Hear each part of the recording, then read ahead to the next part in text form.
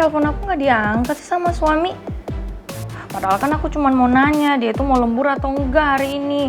Biar mama tuh bisa datang ke sini nemenin aku lagi. Sekali lagi lah.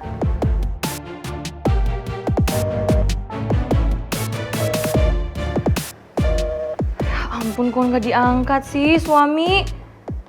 Udah tahu kalau kamu kayak gini tuh aku pasti bakal senewan.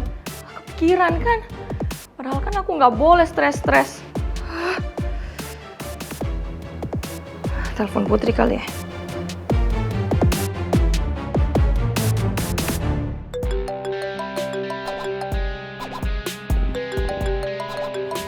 Siapa sayang? Citra, aku angkat dulu ya. Halo, Cit? Halo Put, sorry ganggu. Gue cuma mau nanya, lo lagi sama Ata nggak? Ata ada di kantor kan? Put, gue minta tolong dong. Kalau lo lagi deket sama Ata di situ, minta tolong tanyain dia hari ini lembur atau enggak, ya? Soalnya dari tadi gue telepon, dia tuh nggak angkat telepon gue. Atta sih nggak ada di mejanya. Hah? Nggak ada di mejanya? Ini kan udah lewat jam makan siang, Put. Kok masa Ata nggak ada di mejanya sih? Tadi sih waktu gue ketemu, dia tuh ke coffee shop deh sama Maura. Kayaknya mereka mau ngopi. Ngopi sama Maura? Ya udah kalau gitu makasih ya, Put. Cit, langsung dimatiin sih sama Citra, aneh banget. Sayang, kamu bilang ke Citra kalau Ata lagi ngopi sama Maura. Ya jelas dimatiin dong sayang. Citra pasti cemburu lah. Lagian kamu juga ngapain sih ngasih tahu ke Citra kalau Ata lagi ngopi sama Maura? Oh iya, aku lupa banget kalau Citra cemburuan dan posesif. Ya gimana dong? Tapi kan itu kenyataannya, aku nggak bohong. Aku bilang apa yang aku lihat. Emang dasarnya kamu tuh terlalu polos tau gak sih sayang, kayak anak bayi.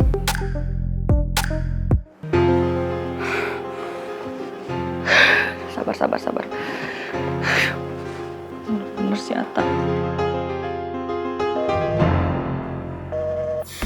Kan gak diangkat sama Ata. Kok nyebelin banget sih. Sayang, bentar ya.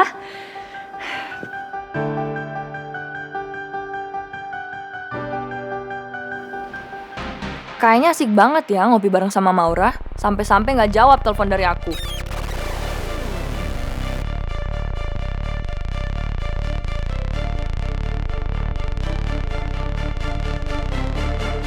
Mentang-mentang istrinya udah mulai gendut ya, gak cakep lagi. Jadi kamu jadi males jawab telepon aku. Oh, lebih seneng berduaan sama Maura, gitu. Kok Citra tahu sih gue lagi ngopi sama Maura? Aduh, mana dia pakai acara salah paham segala lagi. Padahal dia kan lagi nggak boleh mikir macem-macem, apalagi sampai stres. Bu, kayaknya saya harus telepon istri saya deh Bu. Kalau nggak urusannya bisa panjang. Saya permisi Bu.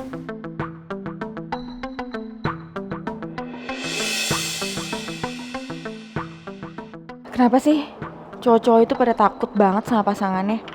Pangeran takut sama Putri, Tristan takut sama Mel, Atta takut sama istrinya.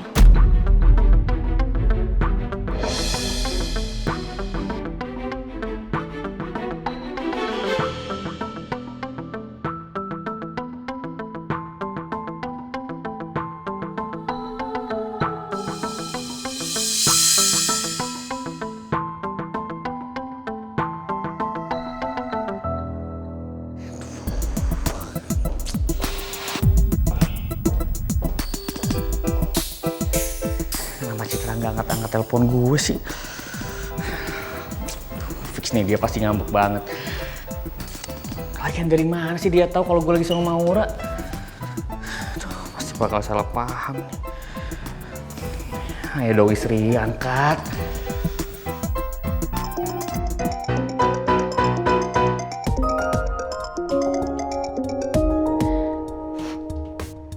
Udah, kamu gak usah telepon-telepon aku lagi. Halo, istri? Cuekin aja aku terus. Aku kan udah gak kamu pedulin lagi. Sama dedek kita yang ada dalam kandungan aku juga kamu udah gak peduli. Tapi istri, halo? sayang, jadi metin, halo. Sayang, istri, halo, kamu dengar aku kan? Tapi kamu udah gak peduli lagi sama Mami, sama kamu, sama Raisa, sayang. Halo, istri, kamu dengar aku kan? Citra kan nggak boleh sampai stres dan tertekan. Gue nggak mau terjadi sesuatu sama kandungannya. Gimana nih? Biarin aja dia sama Maura terus tuh. Enak ngopi bareng. Bukannya kerja. Malah ngopi sama Maura. Citra pasti nggak nyadar tuh kalau teleponnya masih nyambung. Apa mending gue balik aja ya buat tenangin Citra? Padahal papi kamu tahu kan kalau Mami itu gak boleh stres.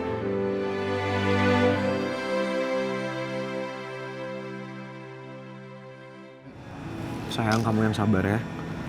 Saya yakin kok, pasti nanti dokter Aji akan ngangkat telepon dari saya. Mungkin dia lagi sibuk. Optimis ya. Saya coba telepon sekali lagi. Kenapa semesta seolah gak berpihak sama gue? Gue cuma pengen tahu siapa ibu kandung gue. Dan gue juga gak akan nuntut apa-apa. Halo dokter Aji, ini saya Pangeran dok. Saya dapat nomornya dokter Aji dari salah satu kerabat saya. Dok, sebenarnya saya pingin nanya sama dokter soal salah satu pasien dokter yang dokter bantu melahirkan 23 tahun yang lalu di RSIA Ibunda dok.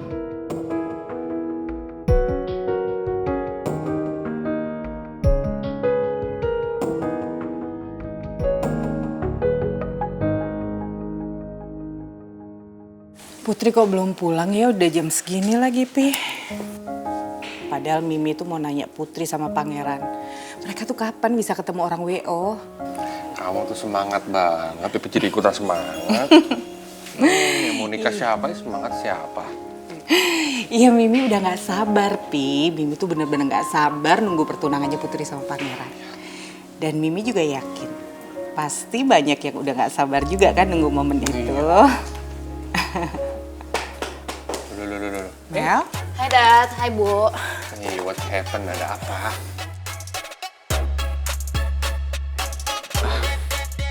Malam Om, Tante. Oh ya, Riz. Malam, Rizky.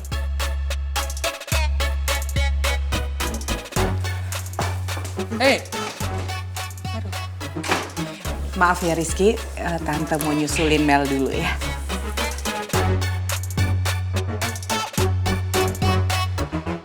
Kamu tuh merasa gak sih? Kalau kita tuh kayak dilempar sana, lempar sini, tau gak? Kamu yang sabar ya sayang. Aku cuma mau tahu siapa ibu kandung aku. Kenapa sih kayaknya kayak gitu aja sulit banget?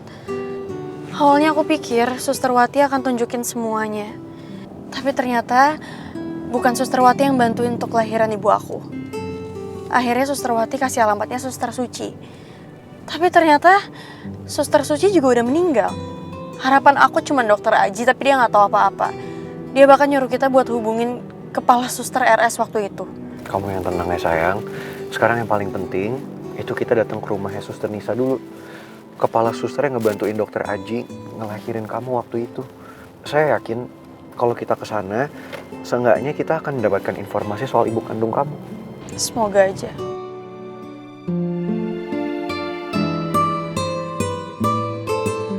Sulit buat gue nerima semuanya. Apa yang sebenarnya terjadi di masa lalu orang tua gue dulu. Sampai akhirnya gue dirawat sama ibu.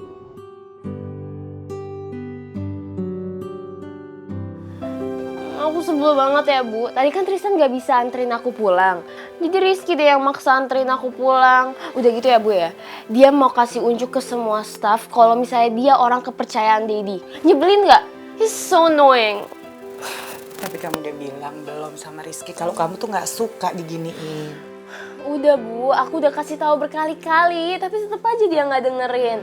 Dari mulai ngomong baik-baik sampai pakai emosi, dan aku sempat ngancem dia juga mau keluar dari perusahaan Daddy. Tetap aja nggak mempan.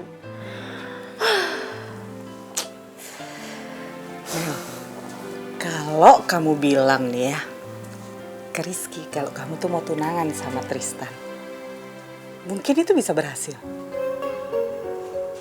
Tunangan, Bu? Iya. Kalau kamu sama Tristan udah serius, kenapa kalian gak tunangan aja? Kan bisa tunangan sama Putri dan Pangeran.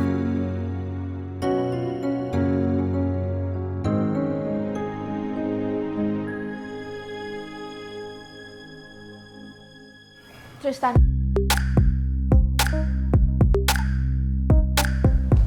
Hey, kamu ngapain di sini? Aku mau bicara sama kamu. Soal? Tristan, kalau emang kamu nggak bisa terima saya, nggak apa-apa. Saya akan coba buat terima keputusan kamu. Tapi kamu jangan bersikap kayak gini ke saya, itu nyakitin saya banget. Aku pasti hargain keputusan kamu, tapi sikap kamu jangan kayak gini. Ini bener-bener bikin aku sakit hati. Saya minta maaf kalau kamu ngerasa kayak gini. Tapi saya jaga jarak sama kamu. Itu demi kebaikan kita. Saya nggak mau nyakitin perasaan kamu sama sekali, nggak ada maksud seperti itu. Dengan begini, kita bisa ngindarin salah paham. Yang mungkin nanti akan jadi masalah kayak kemarin. Intinya saya jaga jarak sama kamu. Itu demi kebaikan kita. Saya harap, please, kamu bisa ya ngertiin ini. Saya beneran nggak bisa ngadepin situasi ini. Saya minta maaf, Maura. Tapi ini demi kebaikan kita.